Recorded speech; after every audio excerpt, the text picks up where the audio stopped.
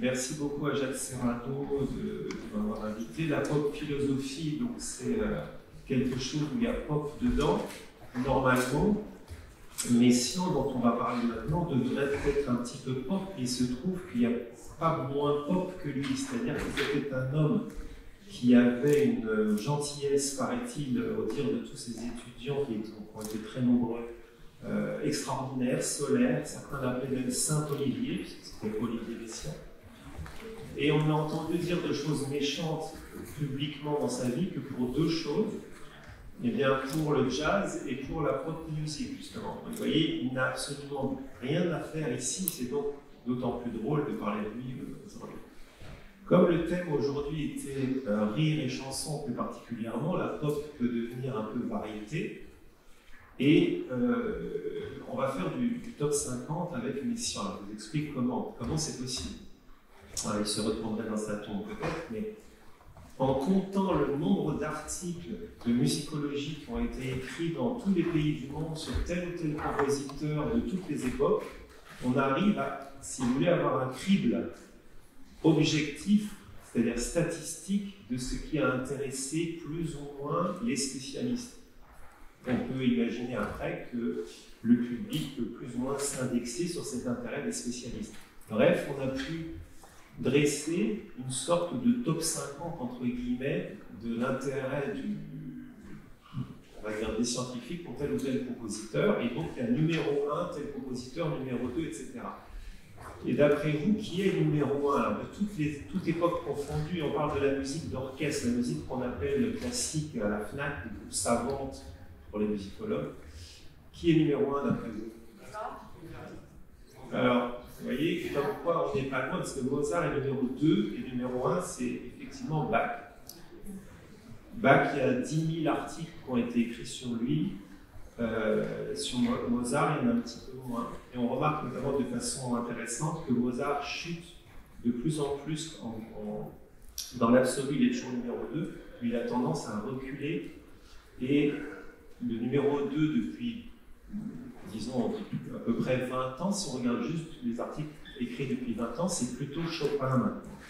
Et d'après moi, ça signe un peu l'intérêt de notre époque qu'on peut appeler postmoderne pour les émotions, parce qu'on parlait des émotions, et l'amalgame qu'on fait aujourd'hui entre l'humain ou l'animal, mais si vous voulez, l'animalité, l'organique dans ce qu'il a de positif, supposé positif, à l'émotion.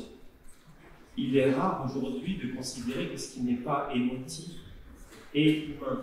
Alors qu'il y a une époque, on pouvait considérer qu'il pouvait être humain sans avoir d'émotion. Mozart, on peut considérer qu'il a un intérêt sans émotion, et qu'il fait plus que nous donner de l'émotion. C'est-à-dire nous donner de la joie, et vous savez que la joie n'est pas forcément une émotion pour tous les philosophes, c'est une émotion déjà très particulière pour Spinoza qui a catégorisé les émotions dans son éthique. Et pour l'Orient, tout simplement, pour le bouddhisme, la joie n'est pas une émotion, c'est justement l'état dans lequel vous vous retrouvez quand vous arrivez à aller au-delà de vos émotions, qui pour eux sont des exaltations, si vous voulez, un peu fiévreuses. Donc la joie, si vous voulez, c'est l'état mystique naturel selon le bouddhisme, et un peu selon Spinoza, et certainement aussi selon Messiaen. Alors Messiaen, en fait, lui, il arrive numéro 19 au top 50. Ce qui est quand même pas mal, parce que numéro 19, si vous voulez, c'est la première place pour un compositeur contemporain. C'est-à-dire un contemporain, ça veut dire après la Deuxième Guerre mondiale. C'est ce qu'on appelle la musique contemporaine. C'est le compositeur de musique contemporaine sur lequel on a le plus écrit. Et pourtant, si vous étiez tous honnêtes ici, et que je vous demandais un par un, est-ce que vous avez déjà entendu parler de Messiaen, je pense que tout le monde ne dirait pas oui. Une fois, j'étais en train d'écrire un bouquin sur Messiaen il y a quelques années, et j'ai rencontré un collègue dans le TGV, qui était un homme cultivé, en principe, un universitaire, géographe, certes pas un musicologue. Il avait un instrument de musique avec lui, un oud, ce qui correspondait bien à la mode de la mondialisation, de faire de la musique du monde, etc. Et je lui ai parlé de Messiaen, et non seulement il n'avait jamais entendu de musique de Messiaen de sa vie, alors qu'il était un oudiste, un musicien confirmé, mais en plus il n'avait jamais entendu le nom de Messiaen. Rien, jamais. Donc ça relativise quand même l'importance de la musique contemporaine. Et pourquoi, d'après moi, c'est que je pense que à partir des années 50, l'intelligentsia, la bourgeoisie cultivée, s'est progressivement désolidarisée peu à peu de la musique atonale, de la musique abstraite moderne. Et en 68, le divorce a été définitivement prononcé officiellement entre l'intelligentsia et cette musique d'orchestre contemporaine. Il y a eu des signes de ça, par exemple quand Andy Warhol, vous savez, quand le monde de l'art s'est déporté en gros de Paris à New York et que Andy Warhol a été tellement à la mode, on va dire autour de 68, à qui s'est-il officiellement associé, si vous voulez publiquement? C'était non pas à Ligeti ou à John Cage, l'américain contemporain, c'était à Lou Reed et au groupe Velvet Underground. Donc à partir de ce moment-là, le rock, la pop, est devenu possible comme, on va dire, comme vraie musique intelligente et philosophique, si on peut dire, musique à la pointe d'avant-garde pour les intelligences. Et du coup, la musique contemporaine est devenue un art muséal et marginal. Bon, il y a des théories, si vous voulez, sociologiques qui le chiffrent ça exactement, comme quoi il n'y a absolument plus aucun public pour la musique contemporaine. C'est un milieu, comme dit Pierre-Michel Menger, autophage, où des compositeurs finalement vivent de subventions et dans leur public il y a d'autres compositeurs, etc. Dans ce contexte, Messiaen n'a qu'une importance finalement assez ambiguë. Mais voilà, pourquoi a-t-il pu lui être un peu plus célèbre qu'un autre contemporain? C'est ce dont on va parler, et notamment à travers cette affaire d'Oiseau. Alors déjà, on va écouter une pièce, qui est la dernière pièce qu'il a écrite pour orgue, parce que vous savez que Messiaen était un compositeur qui a beaucoup écrit par rapport à d'autres de son époque pour l'orgue. Il a écrit ça en 84, c'est un compositeur né en 1908, mort en 1992, donc en 84 il commençait vraiment à se faire un peu vieux déjà, et c'est sa dernière pièce qui est le livre du Saint-Sacrement, et là c'est la fin qui s'appelle Amen et Alléluia finale, il n'y a rien à voir là-haut, là, c'est juste ma liste de lecture. Et on va écouter, donc, pour rappeler à ceux qui n'aiment pas la musique atonale, qui ne l'aiment décidément pas, voilà ce que c'est que de la musique atonale pour orgue.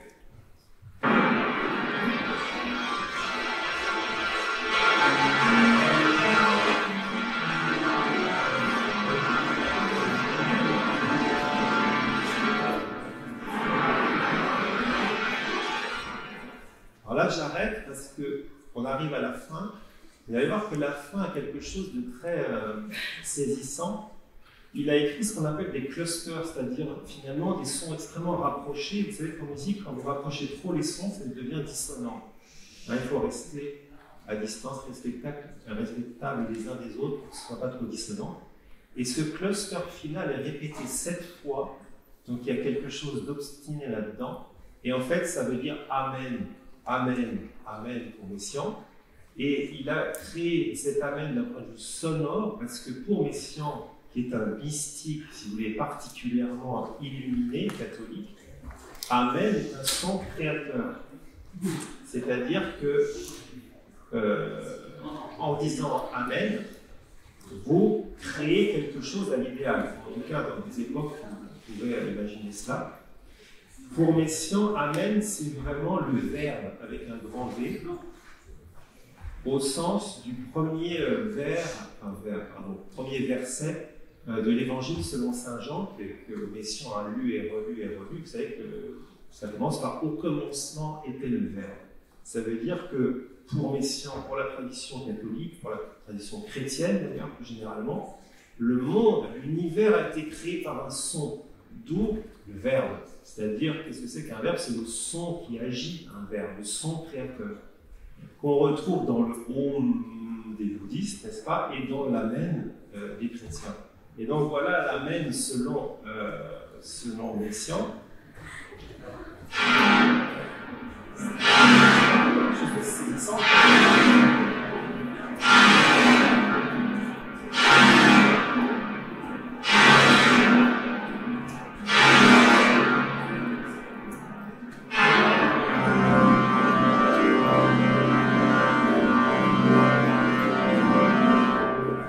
Donc là, c'est la fin de ce qu'il a pu écrire pour orgue. Donc tout ça pour vous dire que Messiaen, s'il a été finalement un peu plus connu, à mon sens, que d'autres, c'est parce que même dans un siècle rationaliste comme a été le XXe siècle, dans un pays plus rationaliste encore, parce que plus jacobin et qui a décapité quelque part le roi des croyants français qui était le roi de France, il n'était pas de bon ton d'être un catholique, disons en 1965 par exemple, dans un siècle scientiste. Il était moins de bon ton d'être catholique en France que dans peut-être n'importe quel autre pays du monde. Or, on a toujours accordé aux musiciens le droit, quelque part, d'être dans la magie, parce qu'il il est bien connu qu'il y a des origines magiques à la musique. On a commencé à faire de la musique, disons, dans le cadre de rituels magiques. Et s'il y a un endroit où on peut faire de la magie, ben c'est bien dans la musique. Mais il est quand même vrai que si Messiaen est devenu célèbre, ce n'est pas grâce aux Français, mais plutôt à des peuples plus croyants, plus, disons, majoritairement croyants et éventuellement plus puritains que les Français, comme les Américains par exemple. Messiaen a eu beaucoup de succès en 1949 quand il a créé une pièce qui s'appelle Turangalila Symphonie, qui est une pièce qui n'a pas été créée, c'est-à-dire exécutée pour la première fois en France, mais aux États-Unis, dans le Massachusetts.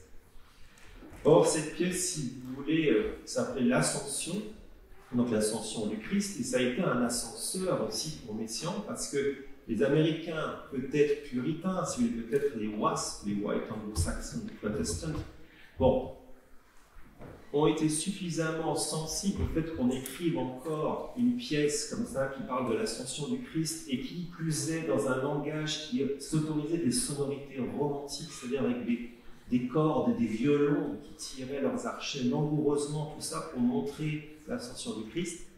Les Américains ont apprécié. Ça, c'était l'Ascension qui a été applaudie. Alors, on a, à ce moment-là, commandé Turangalila Symphonie à Messiaen, qui a créé ça toujours aux États-Unis en 1949. En 1949, le Japon était occupé par les États-Unis, rappelez-vous, après Hiroshima, et la radio d'occupation américaine au Japon a passé Turangalila Symphonie. Les Japonais, certains d'entre eux, comme les futurs compositeurs contemporains japonais, comme Takemitsu par exemple, ont entendu Turangalila Symphonie, ont flashé dessus, si vous voulez, du point de vue, disons, auriculaire. Et de cette façon, Messiaen est devenu très célèbre aux États-Unis, puis en Angleterre par capillarité anglo-saxonne, et au Japon, ça a triangulé la planète, et finalement, les Français ont fini par se dire, finalement, ce Cubéni, qu'on n'aime pas trop les Cubénis, hein, ils sont poussiéreux, etc., mais ils ne sont pas républicains. Eh bien, peut-être qu'il y a quelque chose à faire avec lui, puis il a eu une gloire, entre guillemets, hein, évidemment, progressive jusqu'en France plus tard.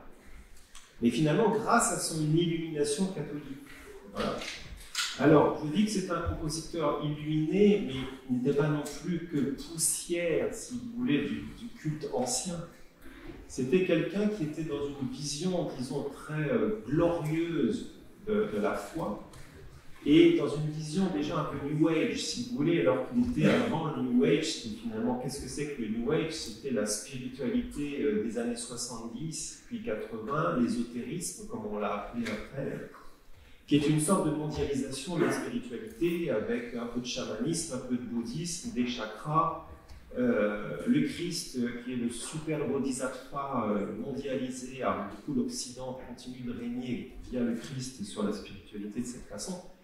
Et le New Age, finalement, qui est cette spiritualité revisitée par la fin du XXe siècle et qui continue aujourd'hui avec les notions d'énergie et compagnie, ou à travers même le yoga, est quelque chose qui n'est pas étranger à la pensée de Messiaen, parce que Messiaen ne s'intéressait pas au catholicisme comme à quelque chose de punitif, vous savez, de sanglant, de Christ sur sa croix, mais plutôt du point de vue, on va dire, de la lumière et de l'amour pur.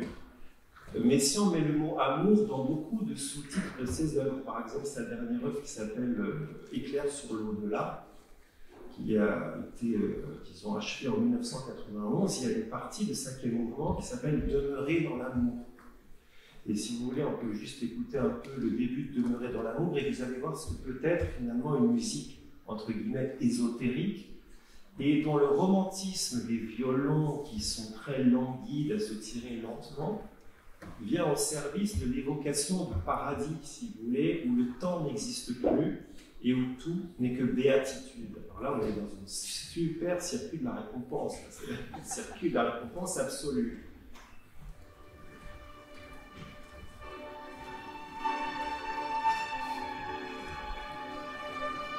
Il y a un accord qui est fixe, alors qu'il est censé être très instable, cet accord. C'est comme si une grenade, l'instabilité absolue, était figée dans l'espace, et donc la fin du temps.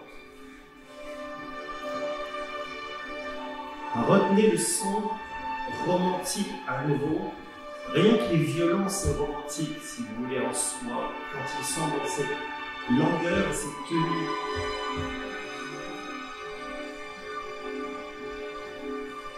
Ça, c'est ce qui va se passer après l'Apocalypse, selon les sciences. Pour tout le monde, on sera là-dedans. Tant mieux.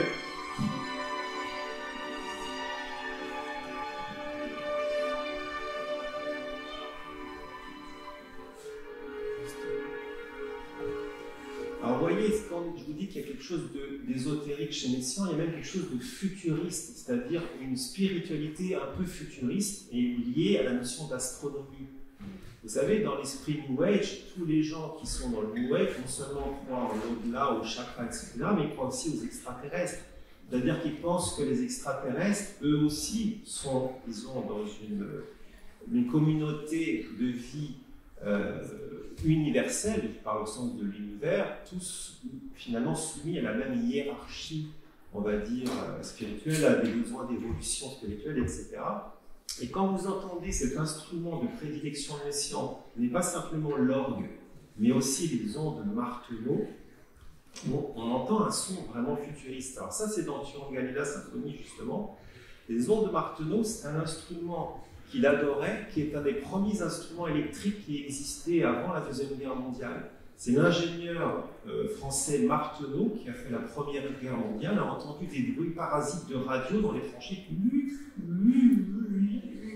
Il s'est dit, tiens, est-ce qu'on pourrait faire de la musique avec ça? Et il a fait un instrument qui a ces continuums sonores qui sonnent un petit peu comme la musique des petits hommes verts, si vous voulez. Parce qu'un autre ingénieur, en même temps, a fait un instrument très similaire, c'était Léon Termen, qui était un Russe, sur un front ami. Les Russes étaient alliés aux Français pour la Première Guerre mondiale, et un front plus éloigné. Et Léon Termen a inventé un instrument qu'il a exporté aux États-Unis, qui s'appelait le theremin aux États-Unis. Et les Américains à Hollywood se sont tout de suite emparés du son du theremin pour tout de suite illustrer tous les films de science-fiction qui existaient déjà dans les années 30, les films depuis les années 40-50. Quand vous avez peut-être vu le film Mars Attacks, qui est une parodie des petits hommes verts, n'est-ce pas, par Peter Jackson, je crois. Non, pardon, excusez-moi. Vous voyez que je ne suis pas spécialiste du cinéma. Bref, ce cinéaste qui fait des choses parodiques et souvent assez morbides. Eh bien, dans Mars Attacks, on entend un bruit de theremin qui est le bruit des musiques de films de science-fiction. Les ondes Martenot, c'est assez proche. Alors voilà ce qu'ont fait Messiaen en 1949 dans Turangalila Symphonie. Il cible aussi les États-Unis de cette façon-là.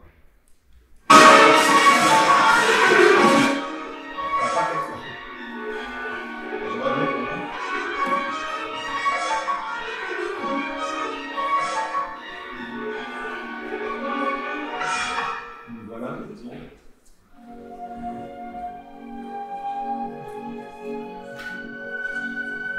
Avec des violons en plus derrière, c'est cet instrument-là qui nous envoyer. C'est ça. C'est lui qui enregistre. Bref, tout ça pour en venir enfin aux oiseaux. C'était une petite introduction sur Messiaen pour voir d'où il vient. Bon. Finalement, l'oiseau pour Messiaen, une façon de dire que ça n'a rien à voir avec l'oiseau dont on a entendu parler tout à l'heure, c'est-à-dire un oiseau éthologique, zoologique, qu'on essaie de voir de façon rationnelle. La vision de l'oiseau par Messiaen, c'est une vision ésotérique. Messiaen appelait les oiseaux les petits serviteurs de l'immatérielle joie, pour vous dire. Hein, donc ça montre bien ce que c'est. Pour Messiaen, un oiseau, c'est un super catholique. C'est-à-dire quelqu'un qui chante à la gloire de Dieu tous les matins et tous les soirs, il va à la messe 2 fois par jour, lui. Et alors pour lui, Dieu, c'est le soleil. On le salue à son lever et on le salue, pour Messiaen, hein, c'est sa vision, à son coucher. Donc en fait, il n'est même plus question d'agréable ou d'utilitaire, il est question finalement de louange, c'est-à-dire de transcendance qui est accordée à l'animal dans ce cas-là. C'est-à-dire que pour Messiaen, la foi n'est pas l'apanage finalement de l'homme. Elle peut exister chez les oiseaux, mais une foi naturelle, d'après lui, chez toutes ces petites foules zélées. Voilà. Alors, puisque Messiaen a cette vision, on va dire, illuminée, catholique, mais aussi ésotérique, qu'est-ce qui l'intéresse dans l'oiseau? Mais parce que l'oiseau, ce qu'on n'a pas dit tout à l'heure, est un animal qui peut chanter d'une façon singulièrement aiguë et rapide par rapport à bien d'autres animaux et par rapport notamment aux humains. Du coup, quand vous êtes comme Messiaen dans une hiérarchisation des sons, quelque part, plus c'est haut, plus c'est céleste, avec la métaphore du ciel en haut et puis de la terre en bas, et puis il vaut mieux aller vers le ciel, du coup, les aigus, quelque part, sont plus souhaitables que les graves. Si vous voulez. Ça ne veut pas dire que Messiaen renonce au grave, mais ça veut dire qu'il s'égrée à bon nombre d'oiseaux d'être des virtuoses de l'aigu qui électrisent complètement l'oreille. Avec cette, vous avez entendu le bruit en zizi tout à l'heure, à quel point il est rapide à répéter les notes. Pour un musicien, répéter des notes rapidement, c'est pas rien, si vous voulez, ça demande une énorme énergie. Répéter un son simplement au piano, c'est très difficile. Ça demande une virtuosité. Alors, je ne vais pas vous... Est-ce qu'on réécoute un peu du bruit en zizi? Parce que figurez-vous qu'on est tous sur le bruit en zizi, finalement. Alors, ou pas, voyons.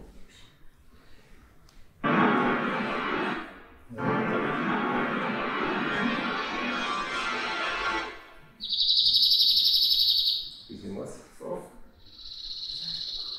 Encore plus rapide maintenant, écoutez.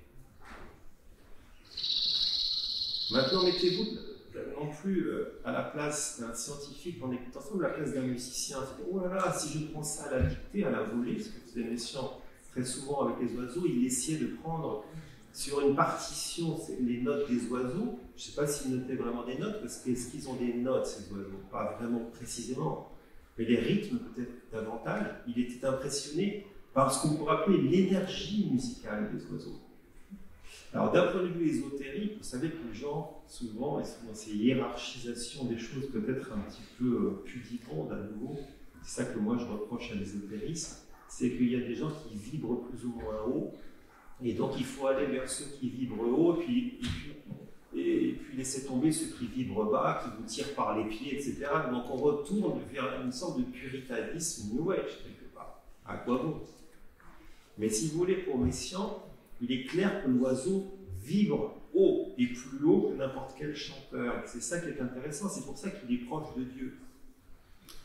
Alors, si on prend la fauvette Pichou, par exemple, regardez à quelle vitesse, alors il ne s'agit même pas simplement de répéter une note, dans le cas de la fauvette Pichou, elle change les notes très rapidement, et il y a vraiment un brio, on va dire, d'articulation des notes dans son cas. Alors là, elle est un petit peu mélangée au son d'autres oiseaux, dont un pigeon. Mais quand même.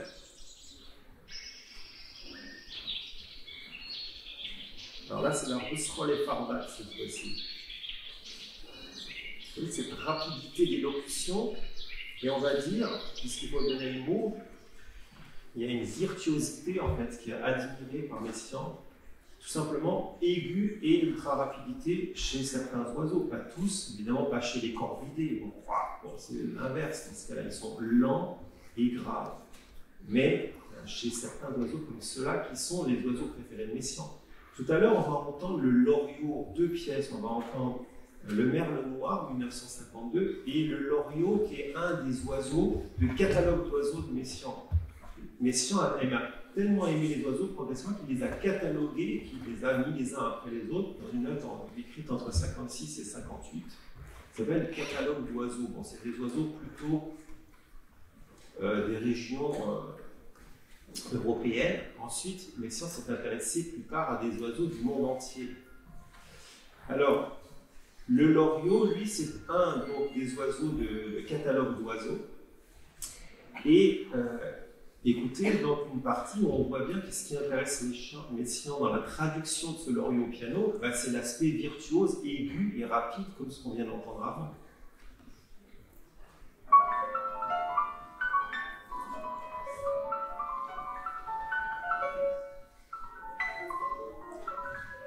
Et à la fin de cet extrait atonal, c'est de la musique atonale, ça, il y a une surprise, vous allez voir.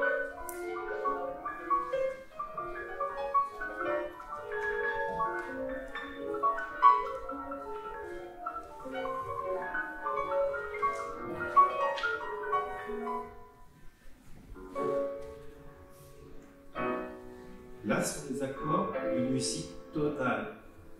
Si vous voulez, c'est des accords parfaits.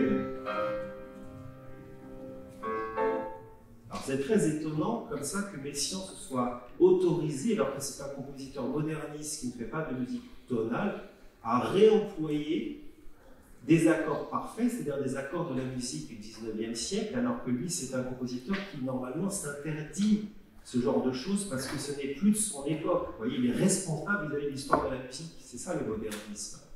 C'est aussi s'interdire des choses trop anciennes. Et là, il s'autorise à nouveau des accords parfaits. Donc on a envie de penser comme ça que l'oiseau a permis à Messiaen finalement non seulement un ancrage, un réancrage dans la nature, on va voir de quelle façon plus précisément après, mais ça lui a donné une sorte de licence esthétique pour redevenir romantique autant qu'il pouvait le fantasmer. Et de cette façon d'ailleurs pour reconquérir un certain petit bout de public. Si je suis romantique, vraiment avec des accords de la musique du romantisme du 19e siècle en musique, le romantisme c'est le 19e siècle. Si je m'accorde ces accords romantiques à nouveau de temps en temps, c'est pas bien, parce qu'ailleurs je suis moderniste et dans l'ensemble on ne pourra pas dire que je suis un compositeur ancien, parce qu'il y a quand même des passages atonaux. Alors pourquoi est-ce que ces accords, encore d'un certain point de vue, ils sont assez rares chez Messiaen, ces accords parfaits? À mon avis, s'il s'est autorisé ces accords dans cet oiseau-là, le loriot, je pense que c'était un clin d'œil à sa femme numéro 2, sa seconde femme, Yvonne Loriot. Donc, c'est une façon de dire, toi, Loriot, tu es cet oiseau, mais tu es aussi ma femme.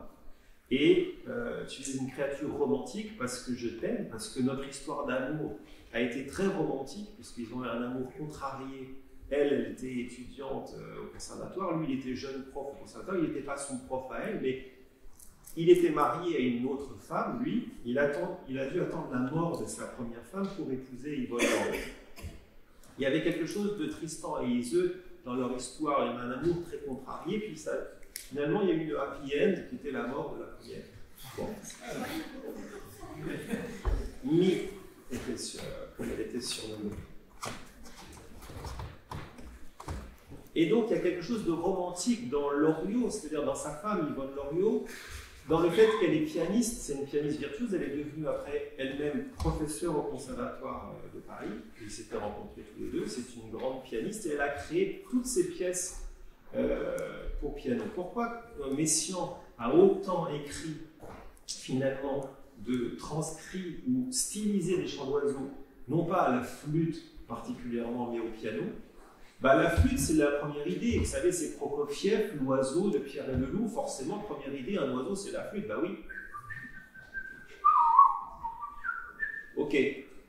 Mais si vous mettez ça au piano, c'est quand même le degré de stylisation supérieur, parce que le piano est plus éloigné, a priori, dans son timbre, puisque c'est un instrument à percussion des chants d'oiseaux, peut-être, mais au moins il traduit l'extraordinaire puissance sonore, l'énergie musicale dont on parlait tout à l'heure, par ces percussions cristallines, justement. C'est une traduction de cette énergie.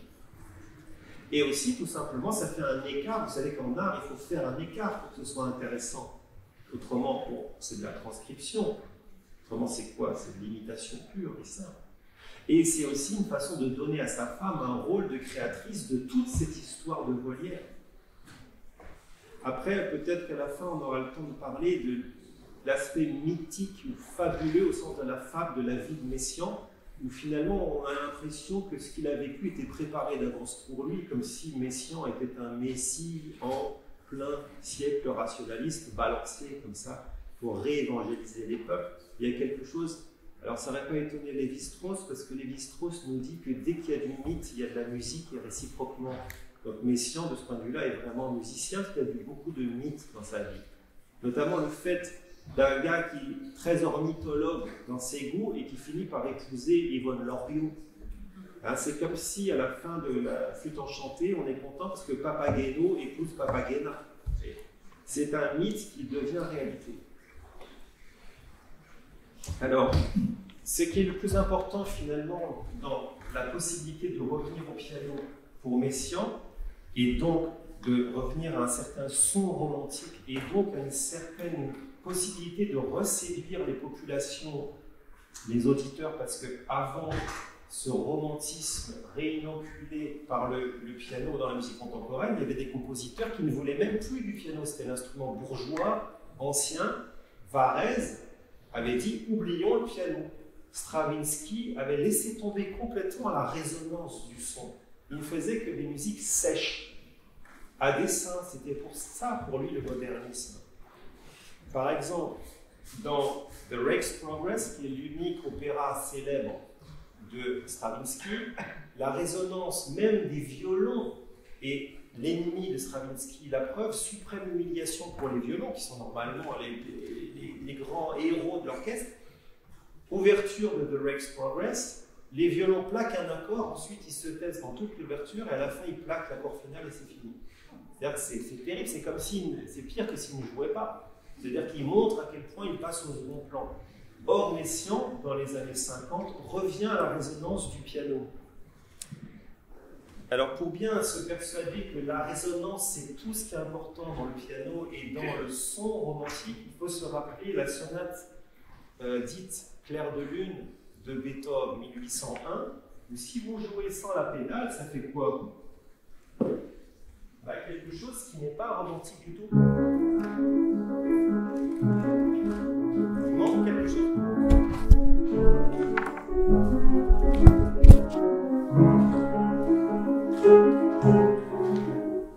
Et donc, il faut rajouter la pédale de résonance. Et cette sonate 1801, donc c'est vraiment le début du 19e siècle, moi je vous prétends qu'elle a été composée rien que pour la pédale de résonance, pour qu'on puisse entendre ça. D'un seul coup, il y a une profondeur de son. C'est pour ça qu'une sonate peut commencer par un mouvement lent, parce que d'habitude elle peut commencer toujours par un mouvement rapide, parce qu'il faut que ce soit lent pour qu'on ait le temps d'entendre résonner justement les sons. Et pourquoi ce thème est si simple après, celui-ci? Parce qu'il ne faut pas que les notes s'embrouillent avec la pédale de résonance, justement. Bref, cette sonate Clair de Lune, c'est la sonate résonance. Et le nouveau son, l'extraordinaire invention de Beethoven, on va dire, il y avait d'autres exemples avant lui, mais en 1801, c'est le son romantique sous forme d'écho. C'est Jean-Luc Nancy, le philosophe, qui nous dit, à propos de l'écho que vous connaissez, avec la résonance derrière, que l'écho nous dit la nature de l'homme. On comprend qui on est avec l'écho du son. C'est comme si, en fait, on prenait l'allégorie de la caverne de Platon et qu'on lui donnait une variante sonore comme ça. Le romantisme, c'est l'écho, finalement. Donc, ce sont des accords, ce sont des sonorités ordonnées avec des accords parfaits, mais c'est aussi un son, et ce son, donc, Messiaen s'autorise à le réavoir, et notamment grâce à l'oiseau qui lui permet de réécrire au piano avec de l'écho. Alors, dans le concert que vous entendrez tout à l'heure, il y a soit des chants d'oiseaux, soit des passages où Messiaen décrit des choses autour des oiseaux, des rochers, etc. Et dans ce cas-là, il y a des lents accords avec de la résonance. Et quand l'oiseau arrive, en général, il y a une seule voix et très rapide et plus aiguë. Et puis après, il y a des accords qui décrivent quelque chose ou des affects, etc. Alors, maintenant, je voudrais dire assez rapidement que Messiaen, finalement, donc, a l'air très sympathique avec ces petits oiseaux qui nous évoquent tous l'enfance, puisque, bon, les animaux, c'est un sujet sérieux, comme on l'a vu tout à l'heure, mais on est d'accord que pour tous ici, il y a quelque chose de forcément sympathique dans l'animal, puisque c'est l'ami des enfants, puisque les peluches des enfants ne sont pas en forme de meubles, ne sont pas en forme de tour Eiffel, mais ils sont en forme d'animaux la plupart du temps. Et c'est Freud qui, dans Totem et Tabou, en 1912, nous remarque que l'homme primitif, comme il dit, a un rapport à l'animal qui est très proche de l'enfant dans son rapport à l'animal, c'est-à-dire l'animal est tout ce qui compte pour lui. C'est une notion qui est peut-être en rapport avec une sorte d'animisme qu'il y a chez les peuples anciens, et donc aussi chez tous les enfants. Tous les petits-enfants sont animistes, et tous pensent que les animaux sont plus importants finalement que tout, à part leurs parents. Alors Freud développe, pourquoi? Parce que les enfants petits n'ont pas d'inhibition, a priori les animaux non plus, ils peuvent se balader tout nus, les petits-enfants de 2 ans, faire pipi partout, les animaux aussi, et on l'accepte de leur part. Bref, quand on parle d'animaux, on est content parce que ça nous rappelle, d'un point de vue hyper affectif, à tous ici notre hyper enfance. Donc parler de petits oiseaux pour Messiaen, c'est une façon de refaire une musique avec une part hyper affective à une époque dans les années 50 où la musique était partie dans une veine hyper non affective, c'est-à-dire dans un intellectualisme, un pic, si vous voulez, d'abstraction tel que la musique ne l'avait jamais conçu avant, même pas en 1910, et qu'elle ne retrouvera jamais après jusqu'à présent. À Darmstadt, vous savez, au lieu de la musique moderniste, où Messiaen a participé d'ailleurs, et vous verrez que dans ce qu'on écoutera tout à l'heure, c'est-à-dire le Merle Noir 1952, c'est la fin de sa période la plus ascétique, et vous verrez que c'est beaucoup plus difficile d'accès que le Loriot, justement. Bref, l'oiseau a permis de mettre de l'eau dans son vin à Messiaen via la résonance, et bon, il s'est mis à cataloguer ces oiseaux tellement il a vu l'intérêt qu'il pouvait avoir dans son œuvre comme médiateur extraordinaire. Et finalement, est-ce que l'oiseau, on disait tout à l'heure, a besoin de Messiaen? Certainement pas. Mais Messiaen a terriblement besoin d'eux, finalement, en tant qu'il a besoin de ces petits médiateurs ailés. Non seulement Messiaen a besoin d'eux, mais toute la musique, finalement, de Darmstadt pourrait avoir eu besoin d'eux, selon Messiaen. Prenons un exemple. Il y a des notions très modernistes que le public a du mal à entendre dans la musique des années 1910, puis dans des années 1950, c'est-à-dire les pics de modernisme du XXe siècle. 1910, Schoenberg, 1950, Boulez, Messiaen, Stockhausen, etc. L'ostinato, par exemple, c'est la répétition frénétique. Ça, c'est le truc de Stravinsky dans le Sacre du printemps. Ben, les oiseaux répètent souvent, on a entendu le Bruanzini ne fait que répéter. Ben, quelque part, n'importe quel oiseau qui répète est un ambassadeur de l'ostinato stravinskien. Un ambassadeur qui dit hey, attendez, regardez, c'est naturel la répétition frénétique, même si vous n'aimez pas ça. Dans la nature, il y en a partout. Bon, l'ostinato, c'est un exemple qui n'est pas le meilleur parce que Stravinsky n'avait pas tant besoin que ça des oiseaux comme consul de la Russie en France pour défendre l'ostinato. Ostinato en italien, ça veut dire obstiné, ça veut dire le fait de répéter frénétiquement quelque chose. Je vous rappelle que le Sacre du printemps, qui est l'œuvre la plus célèbre de musique d'orchestre du XXe siècle, de Stravinsky, c'est le passage le plus célèbre, c'est la répétition frénétique d'un accord, c'est celui-là.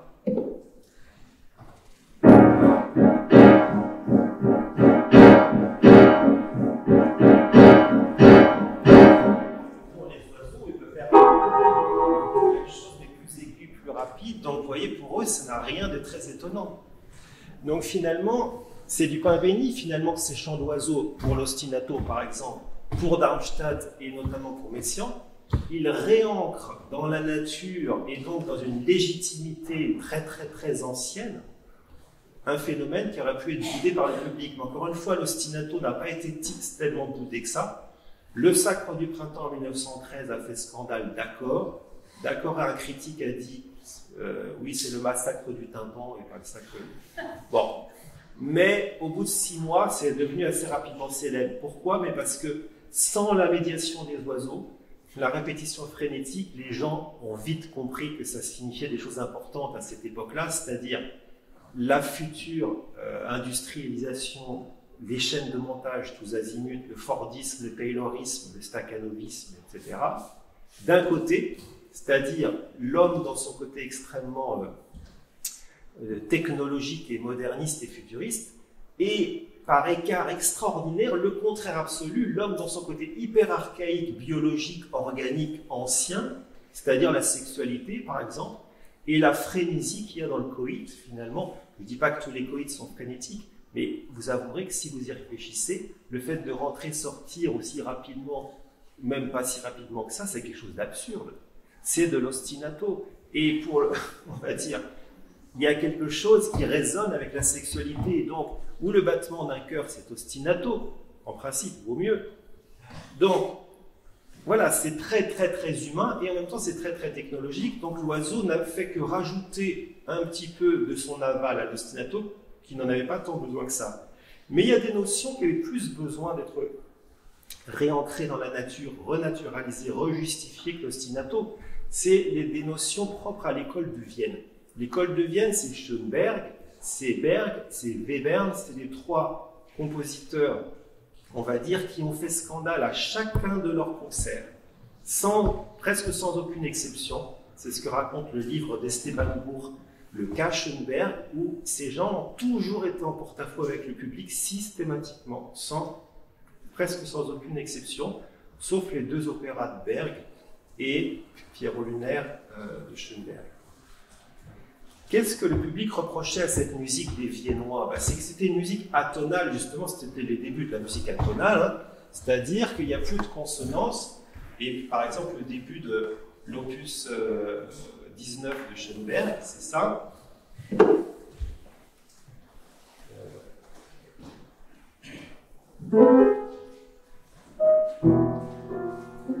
n'y a plus de repères de consonance, il n'y a plus de repères de... Qu'est-ce que c'est que des repères de consonance? Ce sont des choses qui semblent être dans la nature, c'est ce que nous dit Lévi-Strauss dans la... figurez-vous, il était très musicophile, dans l'introduction du cru et du cuit. Il parle de la musique sérielle dodécaphonique de Schoenberg. Il dit, c'est pas sûr que ce soit légitime, parce que les consonances, c'est dans les harmoniques des sons, donc c'est dans la nature. Et moi, je m'intéresse quand même à la nature en tant qu'anthropologue. Et donc, c'est peut-être une sorte de fabrication intellectuelle illégitime. Bon, mais les oiseaux, eux, nous rappellent Messiaen, ne connaissent pas l'octave. Ils font... Il faut pas. Vous voyez? Et donc, ils sont des consuls d'Autriche dans toutes les forêts, si vous voulez, du monde, des consuls de Vienne. Mais rendez compte, c'est extraordinaire. Surtout le merle. Tout le monde, j'imagine ici, peut-être pas.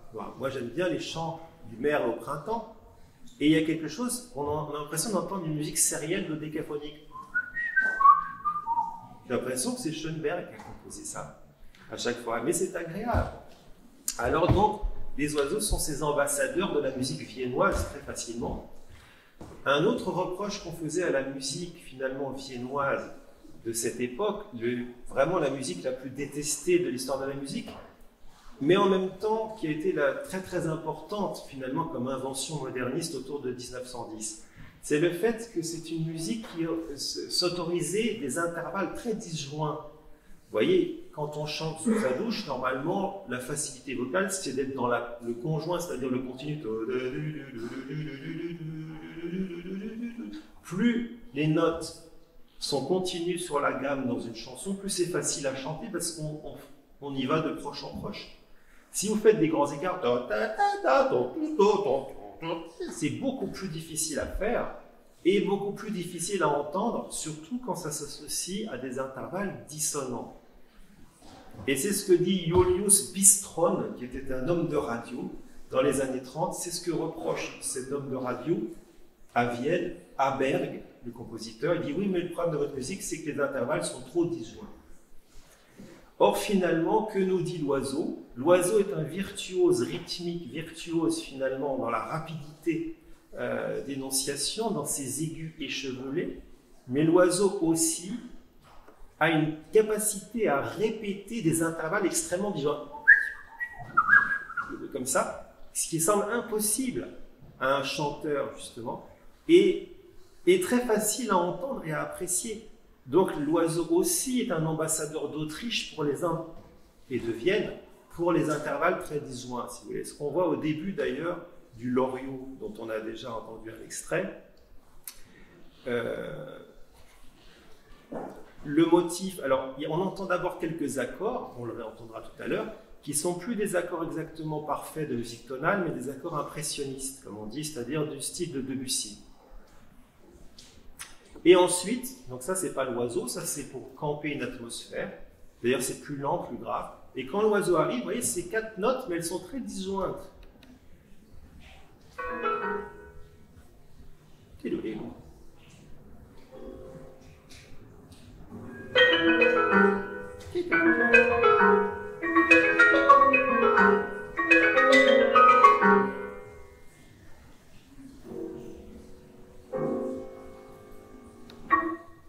Donc finalement, on a quoi? De la musique impressionniste comme ça, bien connue, Debussy, lente, agréable, connue, bien référencée. Et quand ça devient plus difficile, eh bien, le référencement sera le lien à la nature, finalement, dans toute cette affaire. Donc, en résumé, finalement, Messiaen nous permet, comme ça, de renaturaliser une musique qui a besoin de l'être, en tout cas selon, par exemple, le compositeur et théoricien François-Bernard Mach.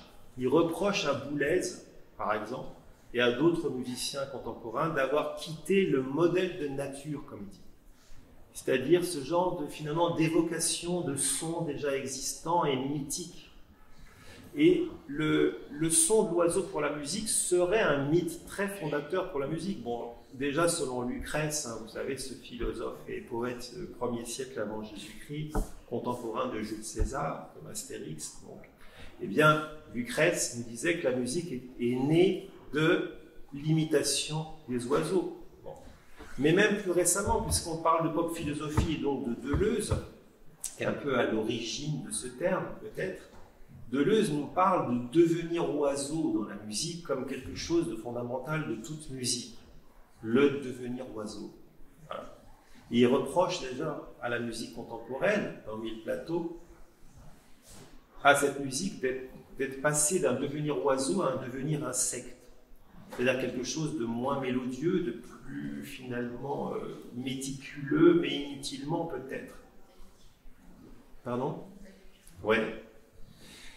Donc, alors, autre chose finalement qu'a permis cette virtuosité qui renaît au piano, c'est d'avoir permis pour Messiaen donc, de développer un répertoire de piano difficile. C'est très compliqué hein, de faire ces chants d'oiseaux au piano. Et donc d'avoir offert plein de nouvelles gageures à un nombre impressionnant de pianistes. Vous savez qu'il y en a beaucoup des pianistes. C'est ce qu'on a le plus finalement aujourd'hui, peut-être plus de guitaristes avec l'aspect pop. Tous ces pianistes qui sont très nombreux dans les conservatoires, il faut leur donner un répertoire. Or, répertoire pour répertoire, ces pianistes vont peut-être préférer un répertoire dont la virtuosité semble légitime. Pourquoi ? Mais parce que dans toute notion de virtuosité, il y a toujours peut-être eu quelque chose d'animiste quelque part. Bon là, je n'ai pas le temps de développer ça, mais la virtuosité, c'est romantique. Ça renaît au romantisme puissamment. Au violon, c'est Paganini, c'est-à-dire au tout début du romantisme, que d'un seul coup, le violon est devenu quelque chose d'extraordinairement virtuose. Au piano, c'est Chopin, juste après, qu'il a fait ça. Le piano de Chopin est 3 fois plus dur que n'importe quelle page de Mozart à jouer, il faut le savoir. Or, on a l'impression qu'il y a un héroïsme, si vous voulez, qui motive cette virtuosité de cette époque, et qui peut-être s'associe avec une sorte de totémisme larvé et finalement sous-jacent de l'Europe occidentale de l'époque, totémisme de l'aigle. Vous savez, l'aigle est très important, associé à Bonaparte, bien sûr, et à son fils l'aiglon, mais aussi à Liszt, on compare ses mains à des serres d'aigle, mais aussi associé à Chopin, à son profil d'aigle, dont on a moulé les cerfs. Finalement, il y a un animisme ou totémisme, et Lévi-Strauss ne veut pas qu'on parle de totémisme, il dit que ça n'existe pas. Bon, d'accord. Alors, animisme, si on préfère. De l'aigle avec associé à la virtuosité, et cette fois-ci, eh bien, on a avec le Messiaen une sorte d'animisme de tous les oiseaux et de limitation de leur énergie fondamentale. Alors peut-être que vous allez douter qu'on puisse être animiste, nous les modernes, mais pourquoi est-ce qu'on achèterait? Est-ce que les gens qui font du marketing, eux, en doutent? Pourquoi est-ce qu'on met un lion sur les Peugeot, d'après vous? Pourquoi est-ce qu'on met un cheval sur les Ferrari? C'est pas un hasard. Est-ce que vous pensez vraiment que ça n'agit pas? Moi, je pense que ça agit puissamment, et je pense que Darwin a quelque part ajouté un totem singe, finalement, à la société, et à multiplier les totems, finalement, à la fin du 19e siècle. Bon, peu importe cet aspect. Alors, il y a un dernier... quelque chose qui a permis aussi l'oiseau, c'est aussi pour Messiaen de justifier les rythmes comme ils étaient notés au Moyen-Âge en France. Vous voyez? Par exemple, on va entendre après voir un tout petit bout pour finir de Messiaen qui parle des oiseaux. Il y a un film qui a été fait. Et il dit, c'est étrange, avec une voix très haut perchée, parce que Messiaen se place dans l'aigu comme ces oiseaux. C'est étrange, ce rythme iambique, c'est-à-dire une façon de parler des rythmes médiévaux, qui résonne dans les hautes herbes de la prairie. C'est lui, parce que là il parle du râle de genêt qui fait des rythmes iambiques. Donc le râle des genêts justifie le rythme iambique. Il lui dit, la nature dit oui au rythme iambique, et donc oui au système de notation des rythmes par la France, et donc oui à la France, si vous voulez.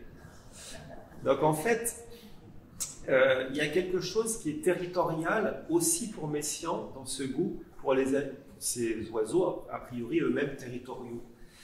Vous savez qu'au début du XXe siècle, il était très très important pour les compositeurs de faire du folklore et des musiques nationales. Debussy a essayé de faire une musique qui n'était plus allemande à travers Pelléas et Mélisande. Wagner a essayé de faire une musique totalement allemande. Bartók a voulu inventer la musique hongroise, disons d'un point de vue orchestral. C'était fondamental. Ensuite, il y a eu la Shoah qui a évidemment dit que les nationalismes folkloriques étaient des nationalismes qui mènent à la Shoah, donc ce n'est plus possible. Ça mène au génocide, c'est interdit, ce n'est plus possible. Mais l'astuce de Messiaen, c'est finalement de transcender la notion de nationalisme en territorialisme non national, un peu comme ce que fait José Bové, si vous voulez, quelque part, en permettant de revenir à une nature, mais sans être forcément de droite pour autant, ce qui était un exercice périlleux, mais il a réussi quelque part. Alors que Barès nous explique au départ que la droite et l'enracinement, c'est lié normalement. La gauche ne doit pas être dans l'enracinement selon Barès, en tout cas, c'est ce qu'il explique dans les Déracinés. Donc finalement, Messiaen, à travers ses catalogues d'oiseaux, il a continué la démarche de musique folkloriste et il nous a expliqué que, vous aimez la musique folklorique, vous dites que c'est ça qui est authentique, mais moi je connais des super chanteurs, super traditionnels, super folkloriques, meilleurs que tous les autres, c'est les oiseaux. Donc il fait une musique, si vous voulez, super traditionnelle avec des super chanteurs traditionnels que sont les oiseaux, parce qu'on est dans le thème rire et chanson. L'aspect le plus difficile peut-être à aborder, c'est la notion de couleur. Messiaen était synesthète. Il y a un petit bout, vous savez que c'était un grand professeur, dans un de ses cours, il en parle un moment de ces couleurs. Qu'est-ce qu'un synesthète? Synesthésiste, c'est quelqu'un qui voit des couleurs quand il entend des sons. Toujours la même couleur quand il entend toujours le même son. C'est une sorte de correspondance son-couleur mystérieuse, une maladie pour certains, quelque chose d'objectif pour Messiaen qui prouve l'existence de l'au-delà pour lui, etc. Alors ce qui est drôle, c'est que vous allez voir que quand il parle à ses élèves, il dit « Ah, vous entendez, dans cet accord, on voit telle ou telle couleur ». Les élèves, évidemment, ne voient rien, eux, mais font semblant parce que c'est une façon pour eux de failloter auprès du prof hyper admiré, si vous voulez. Alors, où est-ce que j'ai mis ça? Alors, rapidement, ça a disparu, donc je vais devoir sortir de tout ça.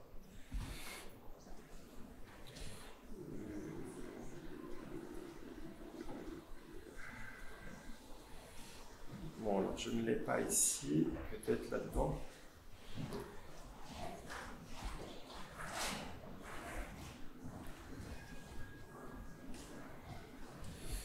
peu en kikinant la technique toujours. Pour la première. Alors, Messiaen avec ses élèves. Alors, vous voyez, c'est que dans les années 60, vous reconnaissez le col roulé blanc d'une des étudiantes comme vraiment la mode de l'époque. C'est vraiment l'époque psychédélique. Et puis Messiaen, qui joue du Debussy. Plus chaude. Vous êtes d'accord, la première est plus froide, la seconde est plus chaude. Nous sommes d'accord sur ce point. Vous êtes d'accord pour améliorer pour la première? Ils sont toujours très inquiets pour les clercs.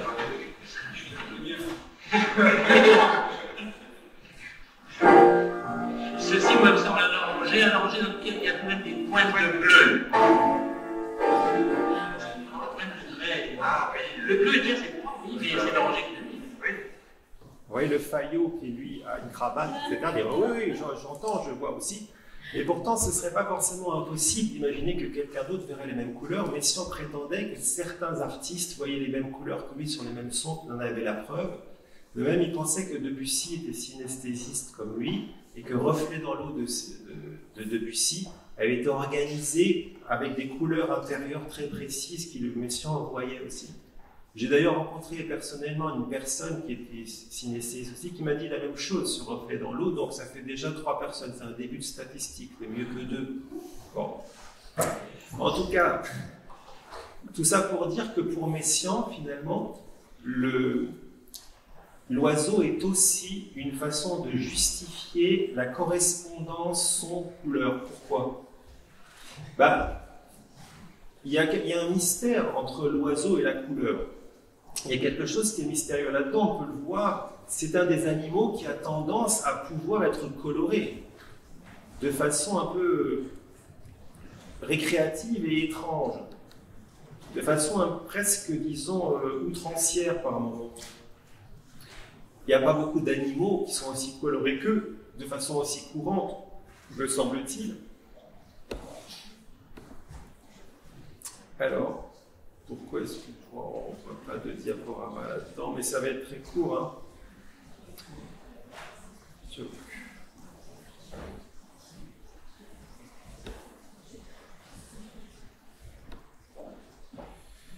Bon, évidemment, ça ne marche pas tout ça.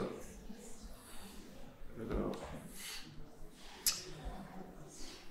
Oh. Déjà, en français, il y a une sorte de mystère intéressant, c'est que le mot oiseau est constitué des 5 voyelles principales des voyelles du français. Il y a toutes les voyelles sauf le Y, mais le Y, c'est pas une vraie, c'est un Y. Bon. A, E, I, O, U, c'est déjà énorme. Le A, le I, le O, le U, A, E, I, O, U sont tous dans le mot oiseau, et il y a une seule consonne, c'est quand même très étonnant. Vous allez me dire, bah oui, c'est un hasard, peu importe. Certes, si vous appliquez, si vous voulez, alors là je me suis amusé à colorier le mot oiseau avec, à l'aide du premier vers du poème Voyelle de Rimbaud, qui était peut-être aussi dans une certaine synesthésie, à moins que ce poème soit une pure recherche esthétique gratuite. Vous savez, le premier vers c'est A noir, E blanc, I rouge, U vert, O bleu, voyelle. Donc finalement, le mot oiseau, que si vous le transposez dans la vision de Rimbaud, c'est un mot multicolore. Or, l'oiseau est multisonore. Donc, quelque part, pour Messiaen en tout cas, c'est certain, l'oiseau est un animal multicolore, multisonore. Et donc, l'oiseau est une façon de justifier l'union entre les arts. Il nous apprend l'union entre les arts, qui est un grand paradigme au XXe siècle et encore maintenant au XXIe siècle. Vous voyez que les arts plastiques n'ont plus de limite de médium aujourd'hui. C'est plus la peinture, la sculpture, c'est tout. Ce qui définit les plasticiens, c'est l'indéfinition. D'ailleurs, quand on essaie de définir un plasticien, on se prend un point dans la figure violent. Donc, si on regarde le Martin Pêcheur pour parler trop loin, on est un peu étonné par cette sorte de fantaisie de couleurs. Et donc, pour Messiaen, c'est une invitation à aller vers une fantaisie sonore. Bon, le chardonneret, d'ailleurs, a ce terme élégant. C'est dans son nom, le chardonneret élégant. Le quetzal resplendissant, il s'appelle, c'est pas moi qui ai donné ce qualificatif de resplendissant, il s'appelle le quetzal resplendissant. C'est l'animal sacré des Mayas, et il devient l'emblème, disons, du Guatemala, et très important aussi au Costa Rica. Et quand vous regardez finalement ce Quetzal qui a replié ses ailes, on dirait un chiffon de peintre quelque part. Avec, là il est parti dans son vol. Quant à lui, est-ce que cet oiseau n'est pas comme une sorte de manifeste de chromotypologie, c'est-à-dire que vous voyez comme les zones de couleurs différentes sont bien isolées, comme si on était face à un tableau de Mondrian. Et vous me direz, ben non, parce que Mondrian, c'est des couleurs primaires, et le violet n'est pas une couleur primaire, certes, mais quand même, il y a quelque chose de moderniste et de typologique, vous voyez, dans le plumage de cette créature qui est assez étonnante, et qui, pour Messiaen, vous voyez, est proche certainement de ce qu'il peut voir quand il entend un accord, d'où l'intérêt de Messiaen pour les oiseaux, notamment via la couleur. Je disais que c'était un peu la notion la plus difficile à aborder. Et enfin, on va terminer, en tout cas l'aspect Messiaen, par un exemple où il va nous parler tout simplement lui-même des oiseaux, et parce que la conclusion de cet exposé, c'est ce qu'a permis l'oiseau à Messiaen, c'est surtout d'aller à la télé finalement. C'est-à-dire que la télé l'a interviewé sur quoi? Ah, est-ce que vous pourriez nous parler de vos oiseaux? Alors, pourquoi ce sujet? À cause de tout ce qu'on a dit finalement. Et principalement parce que l'oiseau c'est sympathique en tant qu'animal. Et vous allez entendre donc sa vision du râle de Genet et sa défense du rythme iambique. La défense aussi via l'oiseau du goût de Messiaen pour l'astronomie. Il parle à un moment d'une planète bien loin ailleurs, on dirait le début de Star Wars, il y a longtemps, dans une galaxie bien éloignée. Et donc du goût de Messiaen pour l'ésotérisme via l'astronomie en ce qui le concerne. Et puis, vous allez voir aussi Yvonne Loriot derrière, leur complicité, etc. Et même des blagues qui se font entre eux. Et vous allez aussi, prenez soin d'écouter la façon dont Messiaen place sa voix, comme un oiseau. Alors vous me direz, à l'époque, les voix étaient placées dans l'aigu. Il y a une idée qui est fausse à mon avis, c'est que les gens ont des voix plus ou moins graves, que ça dépend des gens. En réalité, les voix sont singulièrement proches. Les femmes mezzo-soprano naturellement, les hommes baryton naturellement. Ensuite, ils deviennent ténors en bossant ou basse profonde en bossant. Les femmes deviennent soprano léger coloratour en travaillant leurs aigus, ou elles deviennent alto en fumant 5 paquets par jour ou en travaillant leurs graves. Donc en fait, c'est très étonnant, mais hommes et femmes sont à peu près à l'octave l'un de l'autre, disons, en général, sauf quelques exceptions. Et Messiaen, donc, lui, quand il parle aigu comme ça, c'est parce qu'à son époque, on se plaçait dans l'aigu, plus, comme dans, ici, Londres, veuillez maintenant écouter quelques nouvelles personnelles. Vous voyez, on place sa voix plus dans le grave aujourd'hui. Alors, prenez soin d'écouter la façon dont Messiaen place sa voix et notez aussi l'élégance de Messiaen, avec beaucoup de couleurs, comme les oiseaux, et toujours le col de la veste à l'extérieur, ramené au-dessus de la veste, le col de la chemise au-dessus de la veste, qui considérait que c'était le summum de l'élégance, donc il le faisait tout le temps. Alors évidemment, il faut que je... Il éclate tout d'un coup, brusquement. La seconde strophe. En fait, le début, c'est « Et voici le rossignol ». Il va nous parler du rossignol et des batteries. Les batteries, ça veut dire le fait de répéter 2 notes. Toti, toti, toti, toti, toti. Une batterie, c'est ça en musique, c'est pas simplement l'instrument qui fait de la batterie. Et voici le rossignol. Il éclate tout d'un coup, brusquement. La seconde strophe, ce sont des batteries sur 2 sons très célèbres. Tico, tico, tico, tico, tico, tico, tico, tico, tico. Voilà, il donne leur but. Ensuite, dans le grave, un timbre mêlé clavecin et gond qui fait tchou, tchou, tchou, tchou, tchou, tchou, tchou. Voici le râle de Genet. C'est étrange, ce rythme iambique, brève, longue, que l'on entend dans les hautes herbes de la prairie. C'est lui, il fait...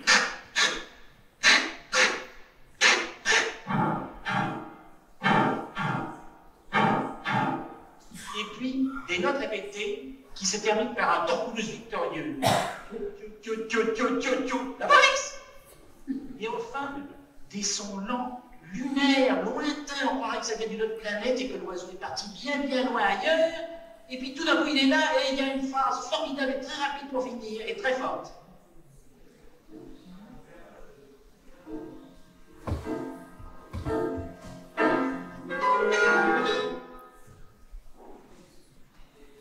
Voilà, et donc j'en ai terminé avec l'émission. Avant de laisser la place à nos musiciens, etc., je voulais juste vous signaler, ce qui n'a rien à voir, mais je profite que vous êtes, que j'ai sorti 2 livres presque en même temps récemment. L'un sur un thème très très cher à Messiaen, parce que Messiaen était obsédé par l'Apocalypse toute sa vie, ce qu'il appelle la fin du temps. Ce roman donc, qui est sorti hier s'appelle Apocalypse blanche. Et c'est un roman, pour ceux qui aiment la montagne, d'alpinisme de science-fiction, qui imagine une époque où des montagnes s'élèvent après des séismes jusqu'à 16 000 mètres d'altitude. Et ça engendre voilà, de nouveaux défis pour les alpinistes. Et d'autre chose, c'est aussi un polar. Je vous le recommande parce que c'est mon livre le plus facile d'accès et je dirais récréatif, amusant. J'ai pu écrire. Il y a un autre bouquin, un autre roman qui sort le 8 novembre, qui s'appelle Les Nombres d'Arsène, et qui parle de comment, vous avez un petit conte, comment arriver au bonheur finalement, quand on est quelqu'un qui voit les nombres dans la nature. Bon.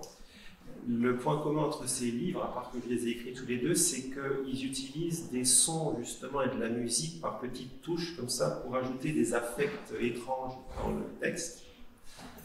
Et puisqu'on était dans le thème des animaux, Apocalypse blanche, lui, chacun de ses chapitres a un nom d'animal, justement.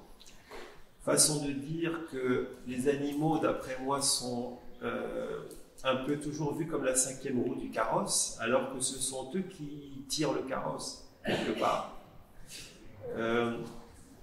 Ils sont comme finalement des êtres non seulement toujours sous-estimés, mais estimés de façon inverse de la façon dont on devrait pouvoir les estimer. Et le fait que bientôt il n'y ait plus de rhinocéros à cause de trafic, vous savez, de médecine traditionnelle chinoise par exemple, plus d'éléphants, ou qu'il y ait des fermes de lions en Afrique où les lions sont élevés dans des conditions effroyables, on peut considérer ça comme des sacrilèges inédits dans l'histoire de l'humanité et dont on peut se demander comment il est possible d'en être arrivé là. Donc voilà, j'en termine avec cette note terrible et je vous remercie pour votre attention.